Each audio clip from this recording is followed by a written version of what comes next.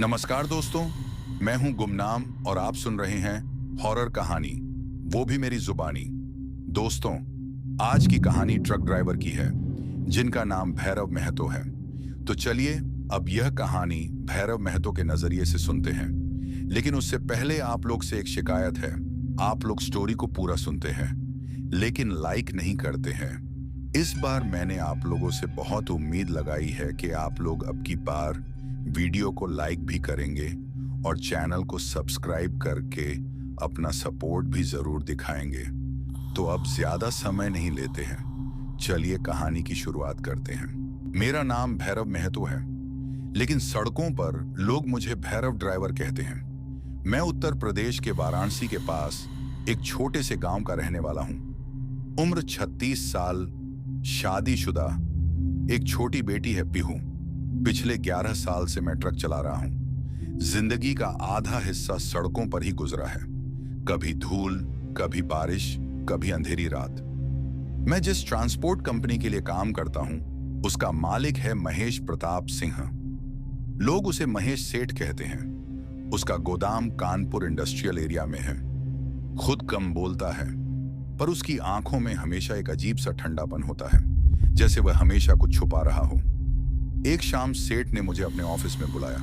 उसने सीधा कहा, भैरव, कल सुबह तुम्हें फूड कंसाइनमेंट लेकर झारखंड जाना है। मैंने पूछा, कहां तक सेठ जी? लातेहार साइड, जंगल के पास एक प्राइवेट स्टोरेज यूनिट है। डिलीवरी कल रात 12 बजे से पहले पहुंचनी चाहिए। रात 12 बजे डिलीवरी? फूड माल के लिए? ट्रक में लोड हुआ। पैकेज्ड बिस्किट्स, कुकिंग ऑयल के कार्टन, ड्राई राशन के बोरी। दिसंबर की ठंड चल रही थी। हवा में एक सूखी सी सर्दी थी जो हड्डियों तक घुस जाती है। सेठ ने जाते वक्त सिर्फ इतना कहा, डिलीवरी लेट नहीं होनी चाहिए। उसकी आवाज में एक अजीब सा दबाव था। मेरा सबसे करीबी दोस्त है शंभू निषाद। वह उत्तर प्रदेश के एक छोटे गांव चांदपुर में रहता है। हर लंबी ट्रिप पर वह मेरे साथ होता है। इस बार भी मैंने उसे फोन किया। कल झारखंड चलना है। वह बोला, मैं तैयार हूं भाई, बस मुझे गांव से पिक कर लेना। सुबह 9 बजे मैंने कानपुर से ट्रक लोड किया और सफर शुरू हुआ। शाम तक सब नॉर्मल था, लेकिन जैसे ही मैं हाईवे पर चांदपुर की तरफ बढ़ रहा था, आगे पुलिस की गाड़ी खड़ी दिखी। एक बड़ा पेड़ तूफान में गिर गया था और पूरा हाईवे ब्लॉक था। पुलिस ने कहा, कम से कम 5 से 6 घंटे लगेंगे। अगर रुकता तो डिलीवरी लेट हो जाती। तब एक लोकल आदमी ने कहा, जंगल का एक पुराना रास्ता है, सीधा चांदपुर के पास निकल जाओगे। मैं हिचकिचाया, पर वक्त कम था। मैंने स्टीयरिंग जंगल वाले रास्ते की तरफ मोड़ दिया। जैसे ही मैं जंगल वाले रास्ते में घुसा, अंधेरा और गहरा हो गया। फॉग इतना घना था कि 10 फुट आगे मुश्किल से दिख रहा था। हेडलाइट्स धुंध में 2 पीली आंखों की तरह चमक रहे थे। ठंड इतनी थी कि विंडशील्ड पर सफेद परत जमने लगी और आसपास घुप अंधेरा छाया हुआ था। ऐसा लग रहा था कि बड़े बड़े लंबे लंबे पेड़ मेरे ट्रक को घेर कर खड़े हो गए हैं और अब हमला कर देंगे। लेकिन मैंने दिल को संभाला और खुद को हिम्मत दिलाते हुए रेडियो ऑन कर दिया। लेकिन रेडियो का सिग्नल नहीं आ रहा था और रेडियो से घर घर आवाज आने लगी थी। इसलिए मैं रेडियो को बंद कर देता हूं और स्टीयरिंग पकड़कर शंभू के गांव की तरफ बढ़ने लगता हूं। लेकिन यह जंगल कब खत्म होगा कुछ समझ नहीं आ रहा था और बाहर काफी ठंड थी। ऐसा लग रहा था जैसे अब बर्फ गिरने वाला है। इसलिए मैं अपने जैकेट के चैन को अच्छे से लगा लेता हूं और ट्रक चलाने लगता हूं। तभी मुझे जंगल वाले रास्ते के किनारे वाले साइड में एक काला साया नजर आता है और ट्रक जब नजदीक पहुंचता है तो मैं देखता हूं कि यहाँ एक आदमी खड़ा है जिसका सर नीचे झुका हुआ है और वह मेरे ट्रक की तरफ हाथ दिखाकर ट्रक रोकने का इशारा कर रहा था। और यह आदमी देखने में किसी गांव का आदमी लग रहा था और मेरे मन में ढेर सारे सवाल उठने लगते हैं कि यह आदमी इतनी रात को और वह भी इतनी ठंड में जंगल वाले रास्ते में क्या कर रहा है। और मुझे कुछ समझ नहीं आ रहा था कि मुझे ट्रक रोकना चाहिए या नहीं। लेकिन मुझे मन में ख्याल आया कि शायद कोई आसपास के गांव का आदमी होगा जो जंगल में फंस गया होगा, इसीलिए अब उसे गांव जाने के लिए मेरे ट्रक की लिफ्ट चाहिए। इसीलिए मैं ट्रक को धीमा करके उस आदमी के पास साइड में खड़ा करके रोक देता हूँ और ट्रक के खिड़की से मैं बाहर झांक कर उस आदमी से कहता हूँ, अरे भाई, आप कौन हो और इतनी रात इस जंगल वाले रास्ते में क्या कर रहे हो, वह भी इतनी ठंड में। तो वह हल्का हल्का अपना चेहरा ऊपर मेरी तरफ करता है और अजीब तरीके से मुस्कुराते हुए मुझे कहता है, मदद चाहिए, मुझे मदद चाहिए, मुझे मेरे गांव जाना है, आगे है मेरा गांव। इसीलिए मैं उस पर भरोसा करके ट्रक का गेट खोल देता हूँ और वह धीरे धीरे नजदीक आता है और काफी अजीब तरीके से ट्रक के केबिन में आकर सीट में बैठ जाता है और मैं ट्रक की इंजन स्टार्ट करके वापस ट्रक चलाने लगता हूँ और 10 मिनट गुजर जाता है। खामोशी छाई हुई होती है, इसलिए मैं खामोशी तोड़ते हुए उस अनजान आदमी से बात करने के लिए उसका नाम पूछता हूं तो वह कोई जवाब नहीं देता और काफी अजीब बर्ताव करते हुए बार बार ट्रक के बाहर जंगल को गौर से देख रहा होता है। ऐसा लग रहा था जैसे वह जंगल में किसी को ढूंढ रहा है, लेकिन मुझे अब कुछ समझ नहीं आ रहा था और अजीब लगने के साथ साथ डर भी लग रहा था और मैं सोच रहा था कि शायद मैंने इस अनजान आदमी को लिफ्ट देकर बहुत बड़ी गलती कर दी है। इसलिए मैं अब तेजी से ट्रक चलाते हुए शंभू के गांव पहुंचना चाहता था, लेकिन जंगल था कि खत्म होने का नाम ही नहीं ले रहा था। और तभी मेरी नजर उस आदमी पे पड़ती है तो वह आदमी अपना हाथ खा रहा था, जिससे देखकर मेरे रोंगटे खड़े हो जाते हैं और मैं उसी समय ट्रक में ब्रेक लगाता हूं और उस आदमी को चिल्लाकर कहने लगता हूं, अरे भाई, ये क्या कर रहे हो? तुम पागल हो गए हो क्या? अपना हाथ क्यों खा रहे हो? तभी वह मेरी तरफ देखता है और अजीब तरीके से हंसते हुए कहता है, मेरा हाथ है, मैं खाऊंगा, कोई मुझे नहीं रोक सकता है।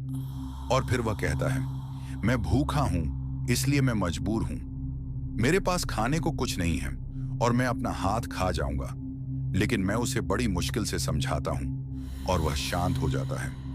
इसलिए मैं वापस ट्रक चालू कर देता हूं और ट्रक चलाते हुए तेजी से शंभू के गांव जाना चाहता था। लेकिन ऐसा महसूस हो रहा था कि मैं रास्ता भटक गया हूं, क्योंकि जंगल वाले रास्ते में मैं पहली बार चल रहा था और अब मुझे घुटन सी लग रही थी। और अचानक से मेरे बगल में बैठे उस अनजान आदमी से बहुत ही गंदी बदबू आने लगी थी। ऐसा लग रहा था जैसे कई सालों से शरीर गंदा है। इसलिए मैं बर्दाश्त करते हुए आगे बढ़ रहा था। तभी अचानक से एक जोरदार धड़ाम जैसी आवाज आती है और मुझे ऐसा महसूस होता है जैसे ट्रक का टायर पंचर हो गया है। और तभी मैं ट्रक रोक देता हूं और ट्रक से नीचे उतरकर टायर चेक करने का सोचता हूं।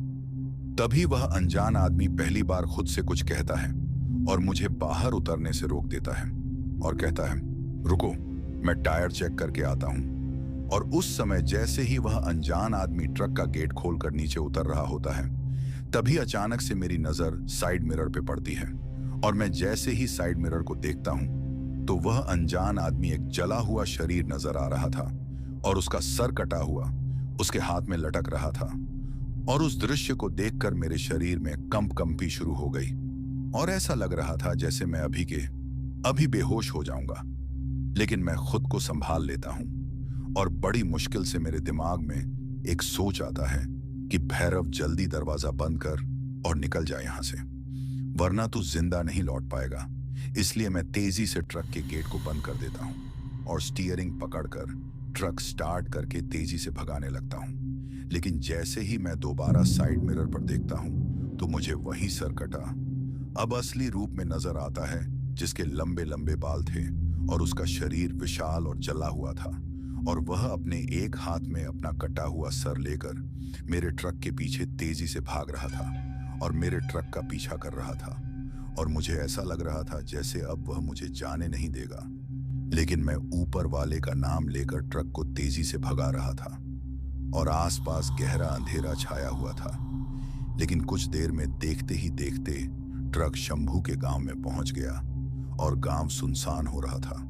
और मैं तेजी से ट्रक का गेट खोलकर बाहर निकल जाता हूं और भागते भागते शंभू के घर के बाहर खड़ा होकर शंभू को आवाज देने लगता हूं। और शंभू भागते हुए आता है और तेजी से कहता है, अरे भैया, क्या हुआ?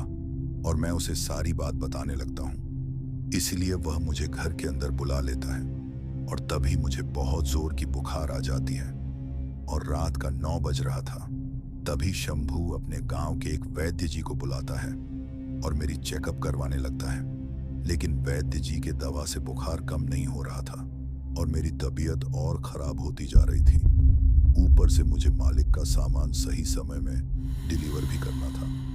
तभी शंभू मेरे लिए अपने गांव के एक साधु बाबा को बुला कर लाता है और साधु बाबा मेरे इस बुखार और मेरे हाल को देखकर समझ जाते हैं और कहते हैं कि तुझ पे सरकटा का रोग है। अब सरकटा तुझे नहीं छोड़ेगा और तू जहां से आ रहा है वह जगह शापित है। जिससे सुनकर शंभू मेरा चेहरा देखने लगता है और कहता है, भैया आपको क्या हो गया है साधु बाबा, ये क्या कह रहे हैं और आपको मुझे लेने के लिए आने में इतना देर कैसे हो गया। जिसके बाद मैं साधु बाबा जी को सारी बात बता देता हूँ और शंभू जंगल के रास्ते वाली बात सुनकर गुस्सा हो जाता है और कहता है, भैया ये क्या किया है, तुमने ऐसा अनर्थ क्यों कर दिया। क्या तुम्हें नहीं पता कि उस जंगल को गांव वाले शापित कहते हैं और उस जंगल में सरकटा का आतंक है। जिसके बाद साधु बाबा मेरा इलाज करके मुझे कुछ समय में ठीक कर देते हैं और 10 बजे तक मैं नॉर्मल हो जाता हूँ और फिर साधु बाबा मुझे वापस उस जंगल वाले रास्ते से गुजरने से मना कर देते हैं। लेकिन मुझे माल डिलीवरी करना था, इसलिए मैं ठीक होने के साथ ही शंभू को लेता हूँ और ट्रक लेकर सफर में निकल जाता हूँ। लेकिन शंभू मेरी चिंता कर रहा था, इसलिए वह नहीं चाहता था कि मैं सफर करूं, लेकिन मजबूरी थी। इसलिए हम दोनों डिलीवरी लोकेशन में सही समय में पहुंचने के लिए सफर शुरू कर देते हैं और ट्रक चल रहा होता है। मैं स्टीयरिंग पकड़कर जंगल से जल्दी बाहर निकलने की कोशिश करता हूं, क्योंकि उस जंगल से बिना बाहर निकले हम लोग झारखंड नहीं पहुंच पाएंगे। इसलिए मैं ट्रक चला रहा था। मैं स्टीयरिंग मजबूती से पकड़कर जंगल से जल्दी बाहर निकलने की कोशिश कर रहा था। शंभू मेरे बगल में चुपचाप बैठा था, लेकिन उसकी सांसें तेज चल रही थीं। रात और गहरी हो चुकी थी। धुंध इतनी बढ़ गई थी कि हेडलाइट्स भी कमजोर पड़ने लगी थीं। तभी अचानक बिना किसी वजह के ट्रक ने एक झटका लिया और इंजन बंद हो गया। स्टीयरिंग सख्त हो गई। ट्रक जंगल के बीच बिल्कुल सन्नाटे में रुक गया। मेरा दिल जोर जोर से धड़कने लगा। मैंने तुरंत इग्निशन में चाबी घुमाई। घर्रर घर्रर, लेकिन इंजन स्टार्ट नहीं हुआ। भैरव भैया क्या हुआ? शंभू की आवाज कांप रही थी। पता नहीं। मैंने दांत भींचकर फिर से चाबी घुमाई। इस बार ट्रक ने हल्की सी आवाज की और फिर सब कुछ चुप। तभी हम दोनों की नजर सामने पड़ी। हेडलाइट की रोशनी में जंगल के रास्ते के बीच कोई खड़ा था। लंबा, काला, जला हुआ सा शरीर और उसके हाथ में उसका कटा हुआ सर की आंखें सीधा मेरी तरफ देख रही थीं। मेरा गला सूख गया। शंभू, वो सामने। मैं पूरा बोल भी नहीं पाया। शंभू ने देखा और उसकी चीख निकल गई। सर कटा। मैंने फिर से ट्रक स्टार्ट करने की कोशिश की। खर्रर खर्रर, पर इंजन जैसे मर चुका हो। तभी अचानक हेडलाइट्स झिलमिलाने लगी। एक बार, 2 बार और फिर पूरी तरह बंद। अंधेरा, गहरा, दबाव वाला अंधेरा, सिर्फ जंगल की ठंडी हवा की सरसराहट। मैंने घबराकर हेडलाइट का स्विच दोबारा ऑन किया। क्लिक, रोशनी वापस आई, लेकिन रास्ते में अब कोई नहीं था। सर कटा, गायब। वो कहां गया? शंभू ने धीरे से कहा। मैंने बिना जवाब दिए फिर इग्निशन घुमाया। इस बार भी ट्रक स्टार्ट नहीं हुआ। तभी ट्रक की छत पर धाम। हम दोनों झटके से ऊपर देखे। फिर धाम धाम धाम, जैसे कोई भारी चीज ट्रक के ऊपर चल रही हो। मेटल की छत दब रही थी। पूरा केबिन हिलने लगा। शंभू ने मेरा हाथ पकड़ लिया। वो ऊपर है। वो ऊपर चढ़ गया। मेरी सांसें रुक सी गई। फिर एक तेज खुरचने की आवाज, जैसे लोहे पर बड़े बड़े नाखून घिस रहे हों। ट्रक के ऊपर से धीरे धीरे कुछ घिसटते हुए आगे की तरफ बढ़ रहा था, बिल्कुल हमारे सिर के ऊपर। मैं सीधा बैठा था, हिल भी नहीं पा रहा था। फिर विंडशील्ड के ऊपर से 2 काले जले हुए हाथ लटक गए। उंगलियां लंबी, टेढ़ी मेढ़ी, और धीरे धीरे एक जला हुआ सर विंडशील्ड के सामने लटक गया। उसकी आंखें सीधा मेरी आंखों में घूर रही थीं और उसके होंठ हिल रहे थे, जैसे वो कुछ बोल रहा हो। फिर अचानक केबिन के अंदर सर्दी और बढ़ गई। मेरी सांस से धुआं निकलने लगा। सर कटा का सर धीरे से मुस्कुराया और उसकी आवाज मेरे दिमाग के अंदर गूंज उठी। डिलीवरी अभी बाकी है। तभी ट्रक का हॉर्न अपने आप जोर जोर से बजने लगा।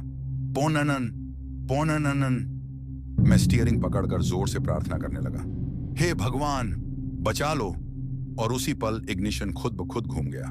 इंजन एक झटके में स्टार्ट हो गया। सरकटा एक तेज चीख के साथ विंडशील्ड से गायब हो गया। मैंने बिना पीछे देखे एक्सेलरेटर दबा दिया। ट्रक अंधेरे जंगल में आगे की तरफ दौड़ने लगा, लेकिन मुझे अंदर ही अंदर पता था यह खत्म नहीं हुआ है। सरकट्टा ने हमें छोड़ा नहीं है, वो बस हमारे साथ डिलीवरी लोकेशन तक चल रहा है।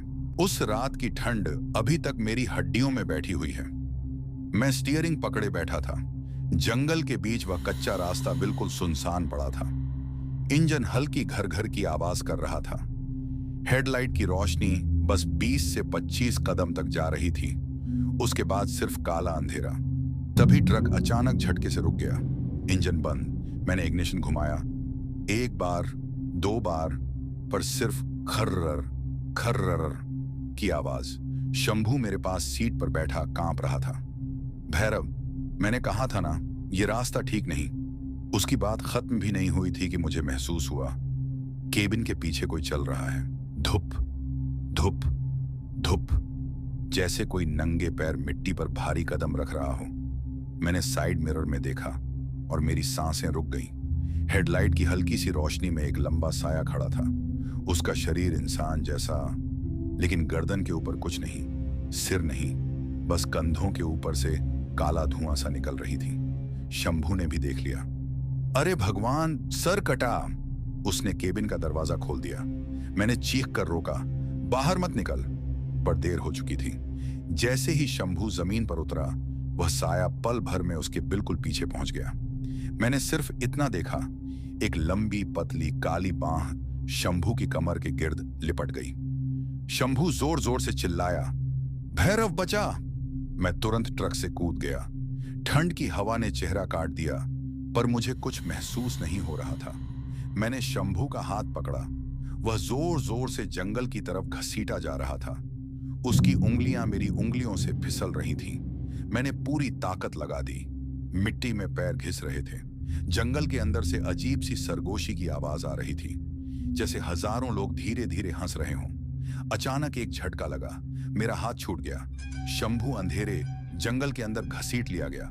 उसकी चीख आज भी मेरे कानों में गूंजती है, भैरव। फिर सब चुप, सिर्फ हवा, सिर्फ सर्दी, सिर्फ अंधेरा। मैं कुछ देर वहीं खड़ा रहा। पैर हिल नहीं रहे थे, दिमाग काम नहीं कर रहा था। फिर अचानक मुझे होश आया। मैं ट्रक में वापस चढ़ा, किसी तरह इग्निशन घुमाया। इस बार इंजन चल गया। मुझे समझ नहीं आ रहा था क्या करूं। जंगल में अकेला जाऊं या मदद लाऊं। आखिर मैंने फैसला किया, मैं शंभू के गांव जाऊंगा। लगभग आधे घंटे बाद मैं उसके गांव पहुंच गया। रात गहरी हो चुकी थी। गांव के लोग अंगीठियों के पास बैठे थे। मैं ट्रक से कूदकर सीधा चौपाल की तरफ भागा। शंभू को सर कटा ले गया, मैंने चीखते हुए कहा। लोग पहले तो मुझे पागल समझने लगे, फिर जब मैंने सारी बात बताई और शंभू का नाम लिया, उसकी मां चीख कर रो पड़ी। तब गांव के बुजुर्ग ने कहा, साधु बाबा को बुलाओ। गांव के कोने पर एक पुरानी कुटिया में साधु बाबा रहते थे। सफेद दाढ़ी, पतला शरीर, आंखों में अजीब सी चमक। उन्होंने मेरी बात शांति से सुनी, फिर धीरे से बोले, मैंने कहा था इस जंगल में पुरानी आत्मा भटकती है। सर कटा एक पुराना रक्षक था जिसे लोगों ने धोखा देकर मारा था। तब से वह रास्ते से गुजरने वालों को ले जाता है। मैंने हाथ जोड़ दिए, बाबा शंभू को बचाइए। साधु बाबा ने अपनी झोला उठाई। उसमें कुछ राख, एक त्रिशूल और एक लाल कपड़ा था। चलो, उन्होंने कहा। गांव के कुछ जवान भी साथ चलने को तैयार हो गए, लेकिन बाबा ने मना कर दिया। यह काम हिम्मत और श्रद्धा का है, भीड़ का नहीं। मैं, साधु बाबा और 2 गांव वाले मशाल लेकर वापस जंगल की तरफ चले। रात और भी ज्यादा ठंडी हो चुकी थी।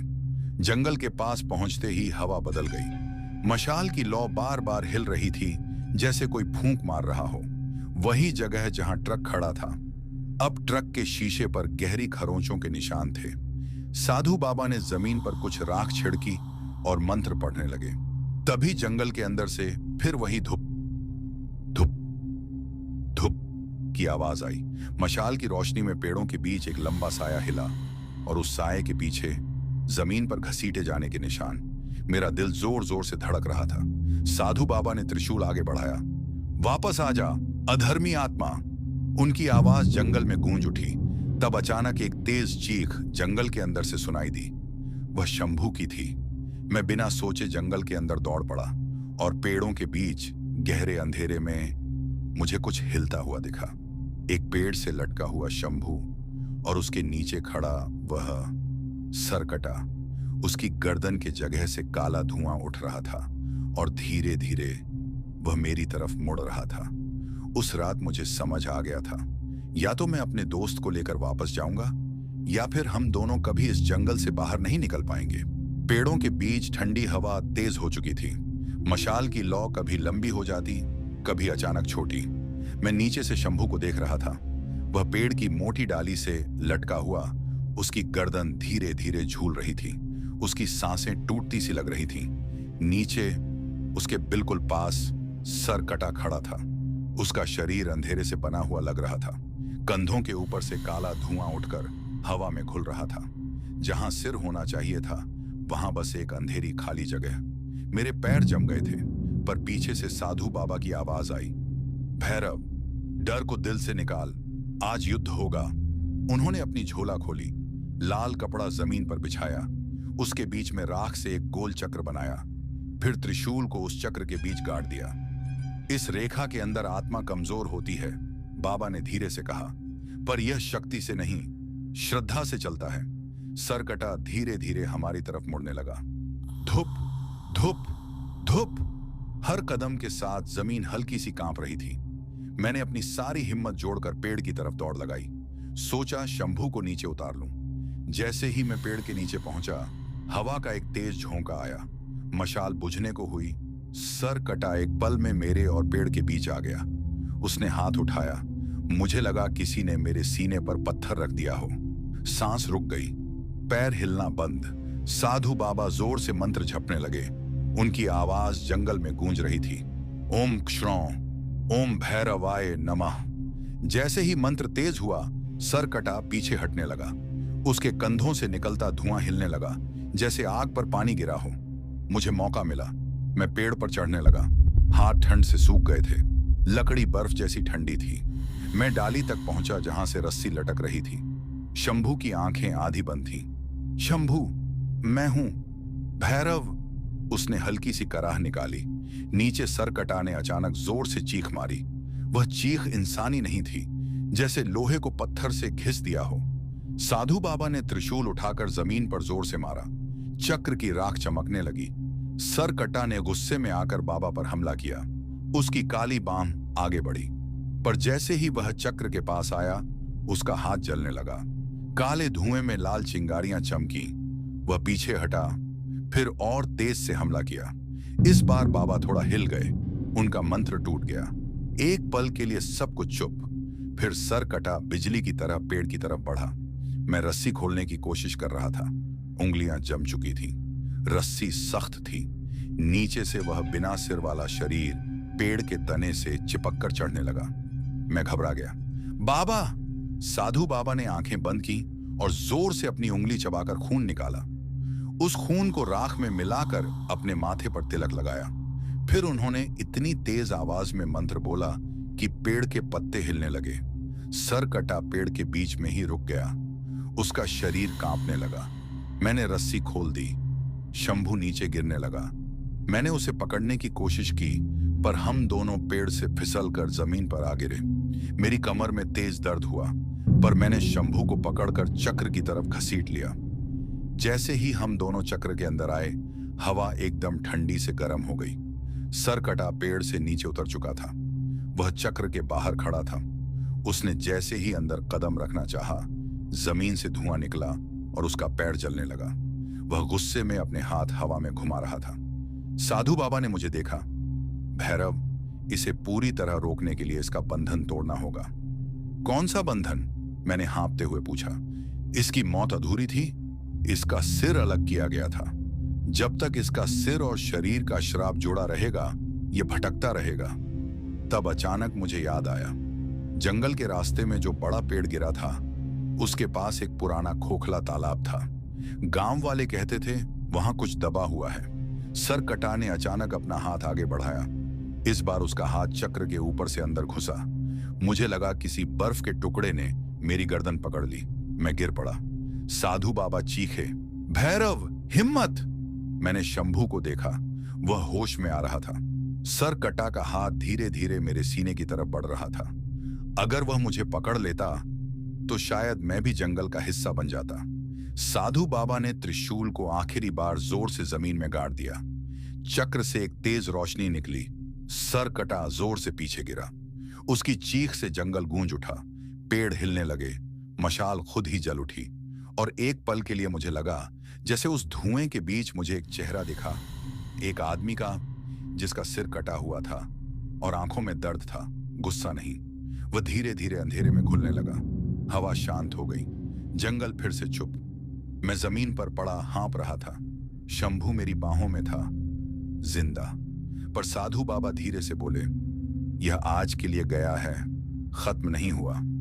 उनकी आवाज में चेतावनी थी और मुझे महसूस हो रहा था यह युद्ध अभी शुरू हुआ है। उस रात के बाद मैं सो नहीं पाया। गांव के लोग शंभू को घर ले गए। उसकी मां उसके सिरहाने बैठी रो रही थी। साधु बाबा चुप थे, पर उनकी आंखों में एक अजीब सा बोझ था। मैं चौपाल के कोने में बैठा था। आग जल रही थी, पर मुझे ठंड लग रही थी। और तब मेरे दिमाग में एक बात बार बार घूम रही थी, महेश सेठ। डिलीवरी रात 12 बजे तक पहुंचानी थी, जंगल के पास। इतनी सर्दी में, इतनी जल्दी में, क्यों? सुबह होने से पहले ही मैंने फैसला कर लिया, मैं वापस ट्रक के पास जाऊंगा। साधु बाबा ने मुझे रोका नहीं, सिर्फ इतना बोले, सच ढूंढने जा रहा है तो डर मत, पर याद रख, हर सच इंसान के लिए नहीं होता। मैं ट्रक तक पहुंचा। सूरज की हल्की रोशनी पेड़ों के बीच आ रही थी। रात के निशान अभी भी जमीन पर थे, घसीटने के निशान, जलने के दाग। मैं केबिन में बैठा और सेठ को फोन लगाया। 3 बार रिंग हुई। हाँ भैरव, डिलीवरी हो गई? उसकी आवाज बिल्कुल शांत थी। मेरे हाथ ठंडे हो गए। जी, रात को जंगल में हमला हो गया, मैंने धीरे से कहा। 2 सेकंड तक चुप, फिर वह हंसा, हल्का सा। हमला किसने किया? उसकी हंसी में मजाक नहीं था, जैसे वह टेस्ट ले रहा हो। यहां लोग कहते हैं सरकटा, मैंने जानबूझकर बोला। फोन के दूसरे साइड बिल्कुल सन्नाटा। फिर उसने धीरे से कहा, फालतू बातें मत करो भैरव, माल पहुंचाओ, क्लाइंट वेट कर रहा है। क्लाइंट? जंगल के बीच कौन क्लाइंट वेट करता है? मैंने फोन काट दिया। मेरा दिल कह रहा था यह सब इत्तेफाक नहीं है। मैं ट्रक के पीछे गया। माल के कार्टन ठीक थे, पर मुझे याद आया, कल रात जब ट्रक रुका था, एक हल्की सी थप थप की आवाज पीछे से आई थी, जैसे अंदर कुछ हिला हो। मैंने एक बोरी हटाई। नीचे वुडन क्रेट्स थे। मुझे याद नहीं था कि लोडिंग के वक्त मैंने वुडन क्रेट्स देखे हों। क्रेट पर काला पेंट था, ऊपर सिर्फ एक निशान, MP, महेश प्रताप। मैंने हथौड़ा उठाया और क्रेट तोड़ दिया। अंदर फूड नहीं था, अंदर पुराने कागज, एक फोटो और एक लोहे का पुराना नंबर प्लेट। फोटो उठाया, उसमें 3 आदमी थे। एक जवान महेश सेठ, एक और आदमी शायद उसका भाई, और तीसरा, मेरा हाथ कांप गया। वह तीसरा आदमी सरकटा जैसा लग रहा था, लेकिन उसका सिर था। नीचे लिखा था, रघुबीर ट्रांसपोर्ट कंपनी, 1998। मैंने नंबर प्लेट देखा, UP 65T4491। अचानक मुझे याद आया, मेरे ट्रक का पुराना रिकॉर्ड फाइल में मैंने एक एक्सीडेंट का जिक्र देखा था। 1998 में इसी जंगल के पास एक ट्रक घाटी में गिरा था। ड्राइवर का सिर कभी नहीं मिला। उस वक्त कंपनी का नाम रघुबीर ट्रांसपोर्ट था और बाद में महेश प्रताप ने कंपनी अपने नाम कर ली। मेरे हाथ से फोटो गिर गया। यह सब सिर्फ एक्सीडेंट नहीं था, मुझे सब समझ आने लगा। शाम को मैं सीधा कानपुर वाले गोदाम पहुंचा। सेठ ऑफिस में अकेला था। उसने मुझे देखकर हैरानी नहीं दिखाई। डिलीवरी नहीं की? उसने सीधा पूछा। मैं उसके सामने फोटो रख दिया। उसकी आंखें एक पल के लिए बदल गईं। फिर वह कुर्सी से पीछे झुककर बोला, तुम्हें जितना काम दिया है उतना करो। 1998 में क्या हुआ था? मैंने सीधा पूछा। उसका चेहरा सख्त हो गया। कुछ नहीं, एक्सीडेंट था। माल के क्रेट में ये फोटो क्यों था? नंबर प्लेट क्यों था? वह धीरे से उठा, दरवाजा अंदर से लॉक कर दिया। मुझे पैसे चाहिए थे, उसने ठंडी आवाज में कहा। इंश्योरेंस का क्लेम। ट्रक पुराना था, ड्राइवर ने मना किया था जंगल के रास्ते से जाने को। मैंने जोर दिया, ब्रेक लाइन में थोड़ा काम कर दिया। मेरा खून जम गया। ट्रक घाटी में गिरा, उसका सिर पत्थर से अलग हो गया। बॉडी मिल गई, सिर नहीं मिला। मेरे कान गूंज रहे थे। पर इंश्योरेंस मिल गया। वह हल्का सा मुस्कुराया, पर आत्मा को शांति नहीं मिली। वह मुझे सीधा देख रहा था। तब से हर साल दिसंबर में एक ट्रक वहां भेजना पड़ता है। जंगल को खुराक चाहिए, नहीं भेजोगे तो वह खुद लेने आ जाएगा। मेरा सीना भारी हो गया। इस बार मैं था। मैंने धीरे से पूछा, शायद? उसने कंधे उचकाए। या तुम्हारा दोस्त?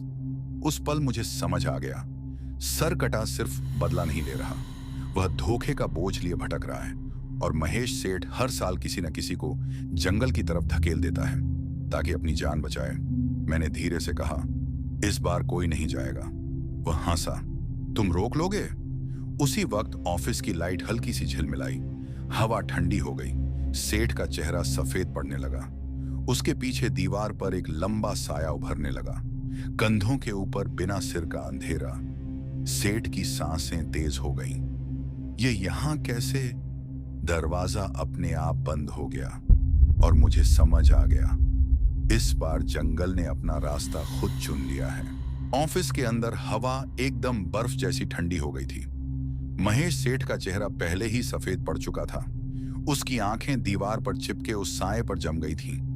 वह लंबा, बिना सिर का अंधेरा जो धीरे धीरे उसके पीछे से अलग होकर कमरे के बीच में आने लगा। लाइट झिलमिला रही थी। फैन अपने आप रुक गया। मैं दरवाजे के पास खड़ा था, पर पैर हिल नहीं रहे थे। सर कटा का साया धीरे धीरे पूरा आकार लेने लगा। कंधों के ऊपर का खाली हिस्सा अंधेरे से भर रहा था, लेकिन सिर नहीं था, बस एक काला धुआं जो हवा में घूम रहा था। महेश पीछे हटते हटते टेबल से टकरा गया। नहीं, नहीं, उसकी आवाज टूट रही थी। अचानक जमीन से हल्की सी दरार की आवाज आई। क्रैक। ऑफिस के मार्बल फ्लोर में एक पतली सी लकीर बनी जो धीरे धीरे बड़ी होने लगी, जैसे किसी ने नीचे से जमीन को धक्का दिया हो। सर कटा ने अपना हाथ महेश की तरफ बढ़ाया। इस बार उसका हाथ धुआं नहीं, बिल्कुल ठोस लग रहा था, काला, जल चुका सा। जैसे ही उसने महेश की कॉलर पकड़ी, पूरा कमरा हिल गया। महेश हवा में उठ गया, उसके पैर जमीन से ऊपर। मैं चीखना चाहता था, पर आवाज नहीं निकली। जमीन की दरार और बड़ी हो गई। नीचे अंधेरा ही अंधेरा, जैसे कोई गहरा कुआं हो जिसमें रोशनी नहीं जाती। सर कटा महेश को उस दरार की तरफ घसीटने लगा। महेश जोर जोर से चिल्लाया, भैरव, बचाओ! पर मुझे पता था यह इंसानी ताकत का काम नहीं। तभी बाहर से जोर से घंटी की आवाज आई। टिंग टिंग टिंग। ऑफिस के बाहर किसी ने लोहे की घंटी बजाई। हवा का रुख बदला। दरवाजा अपने आप जोर से खुला। दरवाजे पर एक आदमी खड़ा था, काले कपड़ों में, गले में रुद्राक्ष, हाथ में चमकता हुआ कमंडल और दूसरे हाथ में एक लंबी लकड़ी जिसके सिरे पर कपड़े में लपेटा कुछ जल रहा था। उसकी आंखें तेज थीं। रोको उसे! वह गरजा। वह तांत्रिक था। महेश ने हांफते हुए कहा, मैंने बुलाया था, जल्दी करो। तांत्रिक ने बिना वक्त गंवाए जमीन पर सफेद राख छिड़की और एक तेज मंत्र उच्चारण शुरू किया।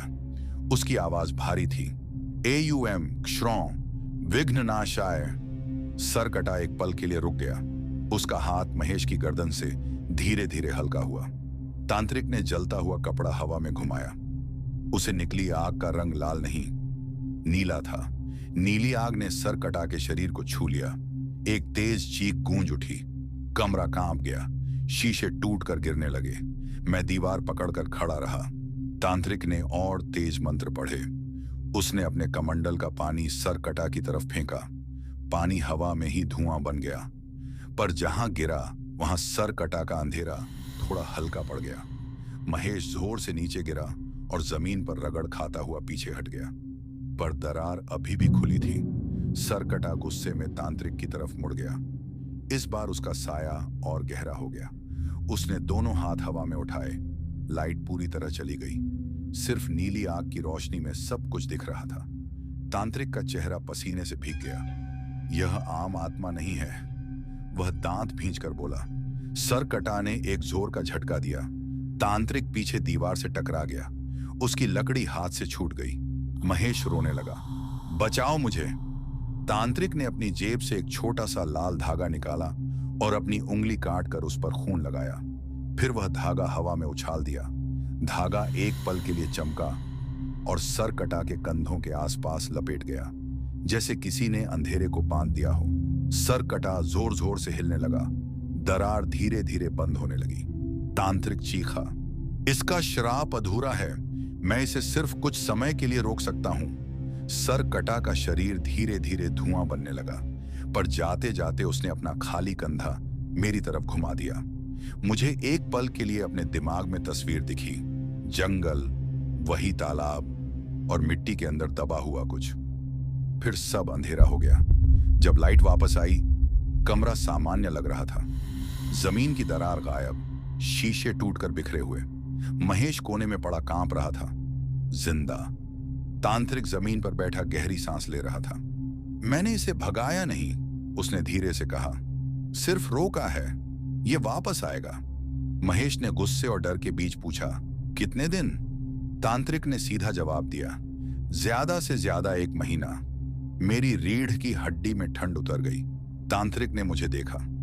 तुम उस जंगल गए थे ना? मैंने हां में सिर हिलाया। उसका सिर अभी भी मिट्टी में दबा है। जब तक वह अपने सिर से नहीं मिलेगा, वह हर साल किसी को ले जाने आएगा। इस बार बच गया है, अगली बार शायद नहीं। महेश चुप था। उसकी आंखों में अब भी डर था, पर साथ में कुछ और भी, लालच। उसने धीरे से कहा, 1 महीना काफी है। मैं समझ गया, वह फिर किसी और को जंगल भेजेगा। और तब मुझे महसूस हुआ, यह कहानी अब सिर्फ बदले की नहीं रही। ये जंग है, जंगल की आत्मा के बीच और इंसान के पाप के बीच। और अगला महीना शुरू हो चुका था।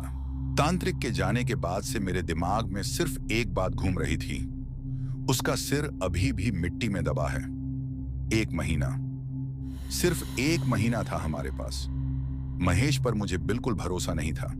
मुझे पता था वह फिर किसी और ड्राइवर को जंगल की तरफ भेज देगा, और अगर मैं चुप रहा तो हर साल कोई ना कोई सरकट्टा का शिकार बनेगा। इसलिए मैंने फैसला कर लिया, मैं खुद उस तालाब के पास जाऊंगा, अकेला। उस रात चांद आधा था, हवा सूखी और ठंडी। मैंने ट्रक नहीं लिया, सिर्फ एक बाइक और एक फावड़ा। जंगल के पास पहुंचते ही दिल की धड़कन तेज हो गई। दिन में भी वह जगह अजीब लगती थी, रात में तो जैसे पेड़ भी सांस लेते महसूस होते थे। मैं उसी जगह पहुंचा जहां बड़ा पेड़ गिरा था। थोड़ा आगे चलकर वह पुराना खोखला तालाब था। पानी नहीं था, सिर्फ गीली मिट्टी और सूखे पत्ते। मैंने टॉर्च जलाई। रोशनी गोल गोल घूमकर पेड़ों के तनों पर पड़ी। हर परछाई मुझे किसी इंसान जैसी लग रही थी। मैं तालाब के बीच उतर गया, फावड़ा जमीन में घुसाया। पहला बार मिट्टी सख्त थी, दूसरा बार, तीसरा। पसीना ठंड के बावजूद पीठ पर बहने लगा। हर वार के बाद मैं रुककर जंगल की आवाज सुनता। कभी कोई आवाज नहीं, कभी लगता कोई धीरे से चल रहा है। लगभग आधा घंटा खुदाई करने के बाद फावड़ा किसी सख्त चीज से टकराया। थक, मेरा हाथ रुक गया।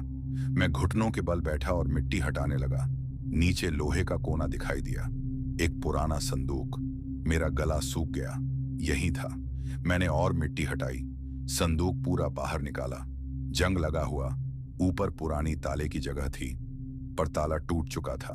हवा अचानक और ठंडी हो गई। पेड़ों के पत्ते बिना हवा के हिलने लगे। मैंने संदूक का ढक्कन धीरे से उठाया। जैसे ही ढक्कन खुला, एक तेज सड़ी हुई गंध ने नाक जला दी।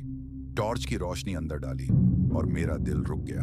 अंदर कपड़े में लिपटा हुआ एक सूखा हुआ आधा गला इंसानी सिर, आंखों की जगह खाली गड्ढे, बालों में मिट्टी जम चुकी थी, होंठ सिकुड़कर दांत दिख रहे थे, जैसे वह अभी भी दर्द में जम गया हो। मेरे हाथ कांपने लगे। तभी मेरे पीछे से हल्की सी धुप धुप की आवाज आई। मेरा खून जम गया। मैं धीरे से मुड़ा। तालाब के किनारे पर अंधेरा जमा हो रहा था, जैसे कोई धुआं हवा में घुलकर शरीर बना रहा हो। सर कटा। इस बार वह पहले से ज्यादा साफ दिख रहा था। उसका शरीर आधा अंधेरा, आधा जल चुका सा, और जैसे ही संदूक खुला, उसके कंधों के ऊपर का धुआं तेज हो गया। वह धीरे धीरे तालाब के अंदर उतरने लगा। मैं पीछे हट गया। यह तेरा है, मैंने हाँफते हुए कहा। हवा में एक अजीब सी घंटी जैसी आवाज गूंज उठी। सर कटा मेरे बिल्कुल सामने आकर रुक गया। उसका हाथ संदूक की तरफ बढ़ा, पर जैसे ही उसका हाथ सिर के पास पहुंचा, संदूक के अंदर का सिर हिलने लगा। उसके खाली आंखों के गड्ढों में अंधेरा भरने लगा। मुझे लगा वह सिर मुझे देख रहा है। अचानक सिर के होंठ हिल गए। एक खुरदुरी सी आवाज निकली, धोखा। मेरे पैरों तले जमीन खिसक गई। सर कटा पीछे हटा, जैसे वह भी हैरान हो। सिर ने फिर आवाज निकाली, सिर्फ उसका नहीं, सबका। हवा तेज हो गई। पेड़ जोर जोर से हिलने लगे। मैंने संदूक पकड़ लिया। मैं तुझे तेरे शरीर से मिला देता हूं, मैंने चीख कर कहा। सर कटा एक पल के लिए बिल्कुल शांत हो गया। फिर वह धीरे धीरे झुकने लगा, जैसे अपने ही सिर के सामने घुटने टेक रहा हो। पर उसी पल तालाब की मिट्टी हिलने लगी। जमीन के नीचे से और हाथ निकलने लगे, काले, सूखे, इंसानी हाथ। एक नहीं, दो नहीं, कई। मेरा दिमाग सुन्न हो गया। क्या सिर्फ एक ही ड्राइवर मरा था, या महेश ने और भी? हाथ संदूक की तरफ बढ़ने लगे।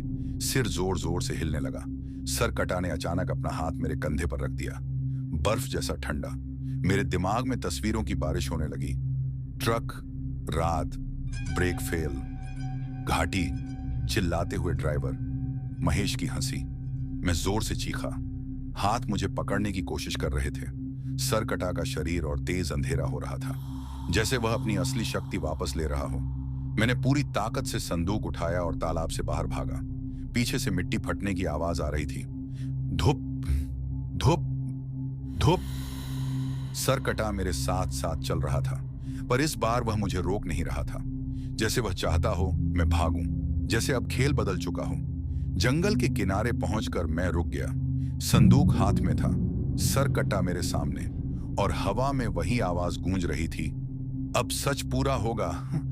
मुझे समझ आ गया, यह सिर्फ एक आत्मा को शांति देने का काम नहीं, यह सालों का पाप जमीन के नीचे दबा था, और मैंने उसका ढक्कन खोल दिया था।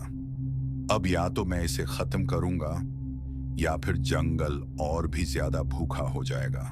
जंगल के किनारे मैं हाँफ रहा था। संदूक मेरे हाथ में था। मिट्टी अब भी उसके कोने से टपक रही थी।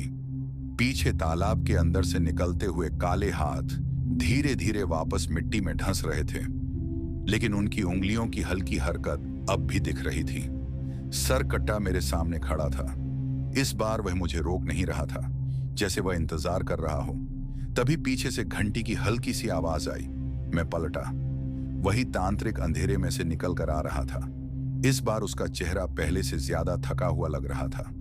आंखों के नीचे गहरे दाग। उसने सीधा संदूक की तरफ देखा। तुमने इसे बाहर निकाल दिया? उसकी आवाज में दांत भींचे हुए थे। मुझे लगा इसे शरीर से मिलाने से शांति मिल जाएगी, मैंने कहा। तांत्रिक ने जोर से सिर हिला दिया। शांति? ये एक आत्मा नहीं है, अब ये दर्द का गुच्छा बन चुका है। सालों का पाप, सालों का धोखा, सब इस मिट्टी में बसा हुआ है। सर कटा धीरे से तांत्रिक की तरफ मुड़ा। हवा का रुख बदल गया। पेड़ जोर से हिलने लगे। तांत्रिक ने अपनी झोली से राख निकाली, पर उसने मंत्र शुरू नहीं किया। इस बार उसकी आंखों में डर था। अब देर हो चुकी है, वह धीरे से बोला। मतलब? मेरी आवाज सूख गई। जब तक सिर दबा हुआ था, श्राप सीमित था। अब तुमने उसे जगा दिया है। अब यह सिर्फ एक बदले की आत्मा नहीं, एक स्थान बन चुका है। जंगल खुद जिंदा हो रहा है। जैसे उसकी बात सच साबित करने के लिए तालाब के पास जमीन फिर हिलने लगी। इस बार सिर्फ हाथ नहीं, पूरे काले साए मिट्टी के अंदर से उभरने लगे। आधे शरीर, आधे चेहरे, टूटी हुई हड्डियां। मैं पीछे हट गया। अब क्या करें? मैंने चीख कर पूछा। तांत्रिक ने जंगल की गहराई की तरफ देखा, फिर धीरे से बोला, अब सिर्फ एक तरीका है। वह रुक गया। जंगल को आग में जलाना होगा। मेरा दिमाग सुन्न हो गया। पागल हो गए हो क्या? जंगल जल गया तो पास का गांव भी खतरे में आ जाएगा। तांत्रिक ने दांत भींचकर कहा, यह आम जंगल नहीं रहा, यह श्रापित भूमि है। जब पाप जमीन में घुल जाता है तो या तो उसे पवित्र करो या जला दो। सरकटा ने अचानक जोर की चीख मारी। सारे साए एक साथ हिलने लगे। हवा में जलने की बदबू फैल गई। संदूक मेरे हाथ में कांपने लगा। अंदर का सिर हिल रहा था, जैसे वह बाहर आना चाहता हो। तांत्रिक ने मुझे देखा। या तो आज इस सब का अंत करो या अगले सालों तक यह बढ़ता रहेगा। कैसे जलाएंगे इतना बड़ा जंगल? मैंने हांफते हुए पूछा। तांत्रिक ने अपनी झोली से एक छोटी सी बोतल निकाली। उसमें काला तेल था। यह आम आग नहीं होगी, यह तंत्र अग्नि है। जहां यह लगेगी सिर्फ श्रापित हिस्सा जलेगा। मुझे भरोसा नहीं हो रहा था, पर उस वक्त मेरे पास और कोई रास्ता भी नहीं था। सरकटा धीरे धीरे हमारी तरफ बढ़ रहा था। इस बार वह गुस्से में नहीं, भूखा लग रहा था। तांत्रिक ने मुझे संदूक पकड़ने को कहा और खुद तालाब के किनारे जाकर काला तेल जमीन पर छिड़क दिया। मंत्र शुरू हुआ। इस बार उसकी आवाज पहले से भी भारी थी। हवा घूमने लगी, पेड़ों के पत्ते उलटे मुड़ने लगे, काले साए तांत्रिक की तरफ दौड़ने लगे। मैंने संदूक खोला। सिर की खाली आंखों में से काला धुआं निकल रहा था। अब! तांत्रिक चीखा। उसने मशाल जलाकर तेल वाली मिट्टी पर फेंकी।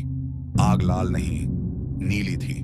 नीली आग जमीन पर फैलने लगी, पर वह हर जगह नहीं जा रही थी। सिर्फ तालाब के आसपास जहां से हाथ निकले थे वहीं जल रहा था। साए जलते हुए चीखने लगे। उनकी चीख इंसानी थी। सरकटा एक पल के लिए रुक गया, फिर वह आग के बीच खड़ा हो गया। नीली आग उसके शरीर को लपेटने लगी। उसने अपना हाथ मेरी तरफ बढ़ाया। मुझे फिर तस्वीर दिखी। महेश हंस रहा है, ड्राइवर गिर रहे हैं, इंश्योरेंस का पैसा, धोखा। फिर तस्वीर बदली। गांव, मेरी बेटी, मेरा घर। जैसे वह पूछ रहा हो, तुम किस तरफ हो? आग तेज हो गई। तांत्रिक जमीन पर गिर गया। मंत्र टूट गया। आग कंट्रोल से बाहर होने लगी। हवा का रुख गांव की तरफ मुड़ गया। यह ठीक नहीं हो रहा, मैंने चीख कर कहा। तांत्रिक हांफते हुए बोला, यह जंगल अपना फैसला खुद करेगा। नीली आग पेड़ों पर चढ़ने लगी। दूर गांव की तरफ धुआं उठता दिख रहा था। मेरा दिल दो टुकड़ों में बंट गया। अगर मैं आग रोकूं तो श्राप जिंदा रहेगा, अगर न रोकूं तो गांव जल सकता है। सरकटा आग के बीच खड़ा था। इस बार वह चीख नहीं रहा था, वह बस देख रहा था, जैसे इंतजार कर रहा हो मेरे फैसले का। और मुझे समझ आ गया, अब यह कहानी बदले की नहीं रही, अब यह जिम्मेदारी की कहानी है। एक तरफ पाप का अंत, दूसरी तरफ बेगुनाहों की जिंदगी। और नीली आग तेज होती जा रही थी। नीली आग अब बेकाबू हो चुकी थी। हवा अचानक और तेज हो गई और आग की लपटें पेड़ों से कूदकर आगे बढ़ने लगी। तालाब के आसपास जलती हुई नीली रोशनी अब पूरे जंगल में फैल रही थी। मैंने घबराकर तांत्रिक को उठाने की कोशिश की। कुछ करो बाबा, आग गांव तक पहुंच जाएगी। तांत्रिक की सांसें टूट रही थीं, उसकी आंखें आधी बंद थीं। अब यह मेरे हाथ में नहीं, वह मुश्किल से बोला। जिस पाप ने इसे जन्म दिया, अब वही इसे खिलाएगा। अचानक पीछे से भयानक चीख गूंजी। मैं पलटा। सरकटा अब पहले जैसा नहीं था। नीली आग उसके शरीर में समा चुकी थी। उसका धड़ जल नहीं रहा था, बल्कि और काला और भारी हो गया था। उसके कटे हुए गर्दन से धुएं की मोटी लपटें निकल रही थीं। और तभी संदूक अपने आप मेरे हाथ से गिर गया। सिर बाहर लुढ़क कर आग के बीच चला गया। जैसे ही सिर और धड़ एक दूसरे के पास आए, पूरे जंगल में जमीन हिल गई। एक जोरदार धमाका हुआ। नीली आग अचानक काली हो गई और अगले ही पल सरकटा का सिर अपने आप धड़ से जुड़ गया। उसकी आंखें खुल गईं, पर उनमें अब कोई इंसानियत नहीं थी। सिर्फ अंधेरा, सिर्फ नफरत, सिर्फ भूख। उसने पहली बार पूरी आवाज में चीख मारी, इतनी तेज कि मेरे कान सुन्न हो गए। आसपास जल रहे साए अचानक शांत हो गए और फिर सब उसकी तरफ झुक गए, जैसे वह उनका मालिक हो। मेरा दिल डूब गया। यह खत्म नहीं हुआ, मैं बुदबुदाया। तभी सरकटा ने मेरी तरफ देखा। इस बार वह याद नहीं दिखा रहा था, इस बार वह फैसला सुना रहा था।